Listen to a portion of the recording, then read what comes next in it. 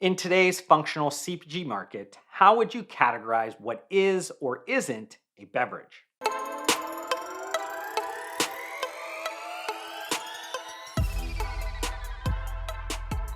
Maybe that introductory question sounds a bit silly to you, but there's a growing format expansion trend within key functional beverage categories that has me believing most consumers would provide a widening variance in definitions.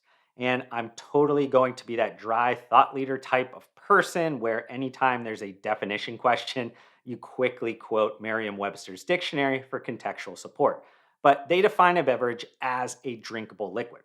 Here's why that matters. It doesn't distinguish between if the CPG brand manufacturer or the end consumer prepares that drinkable liquid.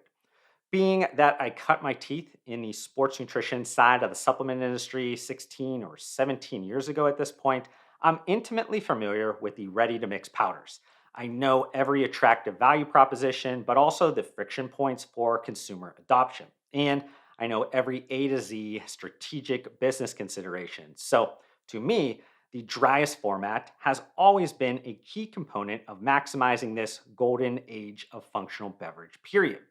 But the mainstreaming version of the beverage identity crisis was something I started publicly at least talking about during the great shutdown period because there was this like perfect storm of converging factors that provided an extra tailwind for this format expansion trend within key functional CPG categories. I probably don't need to remind any one of these, but just to kind of cross my I's or T's or whatever that saying is, you had elevated at home consumption throw off supply and demand for packaging components like aluminum. Similarly, supply chain chaos caused a spike to the cost of logistics, which is already so important when moving around heavy liquids. And then you had price inflation on just about every product input that caused margin pressures and eventually led to brands making substantial price increases on its finished goods. Finally, you had shifts in shopping behavior pull forward a meaningful share of CPG purchasing to e-commerce, which is a sales channel I'm sure most realize wreaks havoc on unit economics of liquid beverages. So, changing marketplace dynamics arguably created the catalyst for, or at least inspired, this ready to drink beverage to ready to mix powder beverage identity crisis that the mainstream started noticing more and more as of lately. And I recently explored this phenomenon and the variance of it with Scott Dicker from Spins during our last deep dive content that covered the energy and hydration categories. I want to dive a little bit more into the powders because I think it's interesting that you see both original beverages that have now kind of created powdered, extensions. And then you have where we've talked a lot about is like these powdered supplement sports nutrition brands that had a huge audience, had a huge amount of kind of momentum that have decided, let's take that, let's take that audience, let's take that community and let's build the beverage RTD side of things. And it's interesting that it's happening on both energy and hydration. Like, you had the OG Gatorade again, like they have been doing powdered stuff for the longest time, a lot with like team sports. And, I'm sure all of us have mixed up Gatorade powder over the years and things like that. But like even, Prime, has a powdered extension. I think I mentioned some of the earlier ones, but I found a very interesting one recently was like Liquid Death decided to do a hydration stick. And I don't think they hit it. They didn't do very well with it. I think they are taking some feedback from the market and maybe going to iterate that idea. But I thought even that extension from an outside of the sports beverage space, moving into a powdered extension into there, like that's interesting. And maybe that's also something that could happen with the energy side as well. But like the energy one, I think there's all kinds of things going on there. Like there's like even like you think about Alani Nu, like Alani Nu started out as like a supplement, it's pre-workout. Then they do an energy drink and then they do a energy stick. It's like they are like coming at this like complete system of like, how many times can I hit you with energy?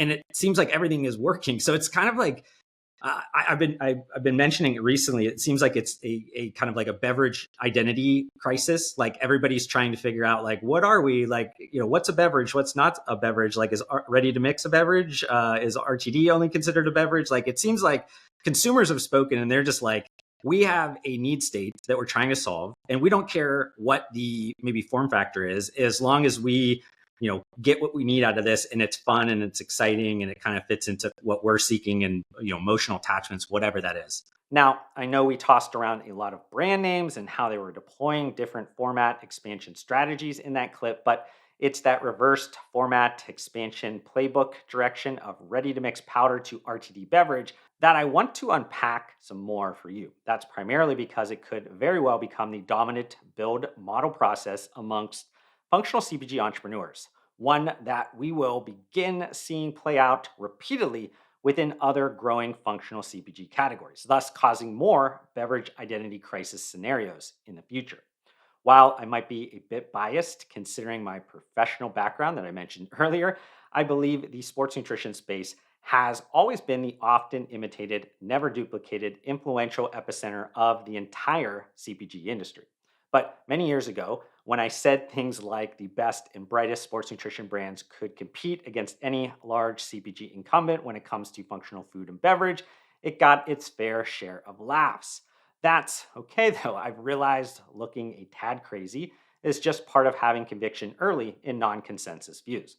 But then the massive mainstream success of Bang Energy happened in the late 2010s, and it consciously or subconsciously inspired many sports nutrition brand entrepreneurs to take the leap from pre workout powders to energy drinks. See, those tens or maybe hundreds of millions in high margin energy drink adjacent categorical retail sales were now seen as more than numbers in a spreadsheet or bank account, but members of a very powerful audience. And it's that powerful audience that has become a defensible competitive moat and valuable business asset for CPG brands. Admittedly, sports nutrition brands like C4 Energy or Ghost Energy or Alani Nu didn't invent the build an audience first strategy, but they've perfectly leveraged it by also operating within the shadows of harder to track sales channels like specialty and e-commerce, where they can incubate powdered pre-workout energy supplement platforms that can then be extended into the beverage format. And the proof really is in the pudding at this point in terms of retail sales data for just how disruptively successful this build process has become within the energy drinks market.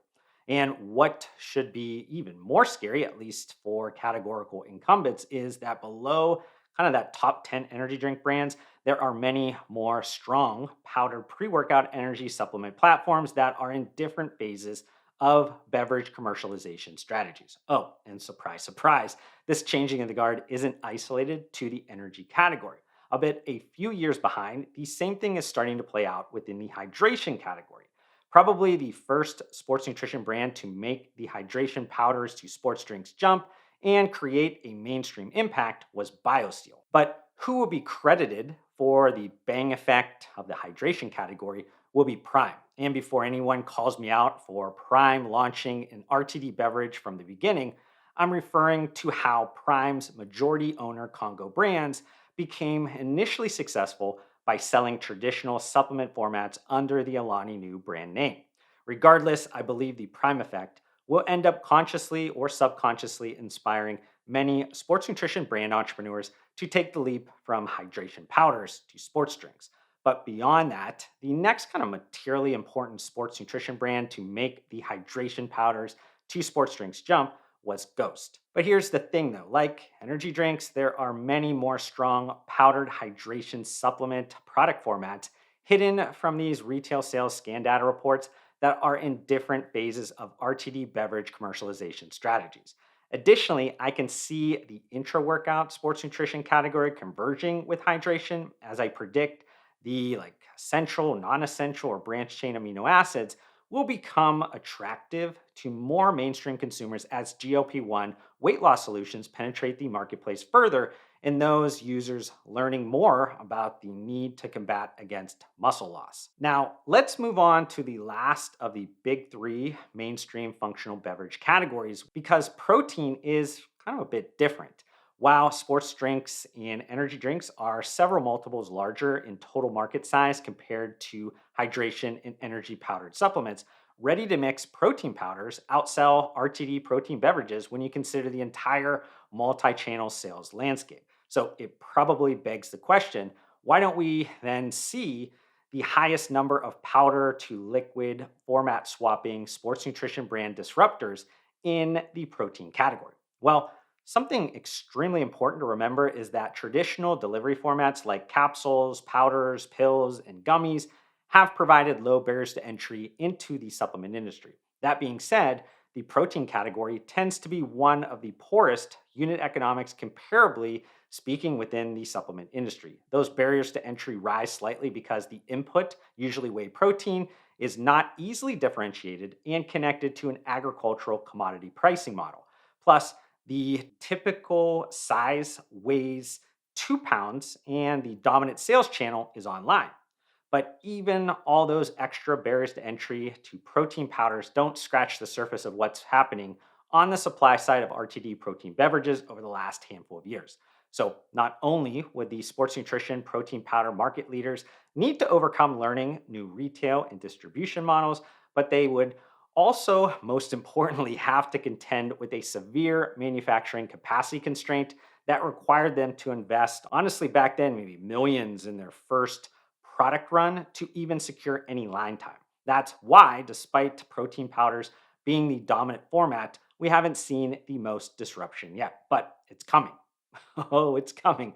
I always say that demand breeds commercialization activity, but that also happens on the supply side. During the 4 year stretch between 2019 to 2023, I was involved with several due diligence projects that assessed large manufacturing capex investments to handle aseptic low acid processing that could produce RTD protein beverages. Moreover, various publicly traded companies and third party suppliers have disclosed additional investments, all of which are starting to solve the manufacturing capacity challenges and lowers the barriers to entry, or at least on the manufacturing ones.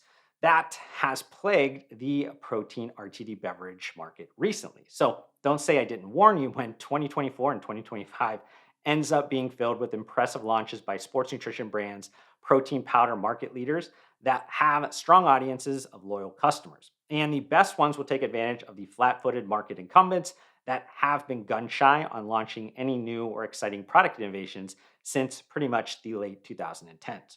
But as I mentioned earlier, these ready to mix powders to RTD liquids or RTD liquids to ready to mix powders, beverage identity crisis scenarios only strengthen my belief that the CPG industry is living in a supplement world. They just haven't fully accepted it yet. So, what are some other functional beverage categories that could see this blurring of categorical definitions? The first one that comes to mind is the greens and superfoods category.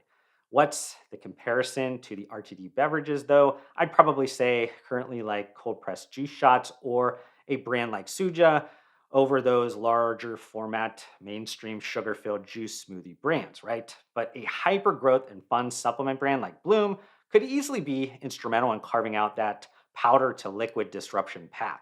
I also like what Be Amazing did with creating the first shelf stable carbonated greens RTD beverage. Now, I'm not aware of the patent's defensibility or if that lack of competitive landscape creates less breakthrough attention, but maybe those questions are something I should explore in future content. And then finally, the other two functional CPG categories that are on the tip of my tongue, and I could see a similar kind of beverage identity crisis scenario emerging in the future, would be around relaxation, which you're already seeing early innings of playing out with the brand Recess, and then the all encompassing gut health space. There's a lot of considerations within the gut health space. Maybe more clarity happens depending on how the Olipop and Poppy story plays out. Also, the interconnectivity of the gut microbiome with different aspects of health and consumers becoming more advanced in understanding that could end up making it less of its own category and more of a supporting player in other need states. But I hope you enjoyed this YouTube video. If you did, consider hitting that like button to support me. Also help me get to my new short-term goal of 4,000 subscribers by hitting that subscribe button. I'd love to see you join me on this journey, but we need to fix the fact that I think slightly over 90% of you that are watching this YouTube video right now are not subscribed to my channel, and that makes me extremely sad. But I do want to thank you for tuning in, and I'll see you on the next one.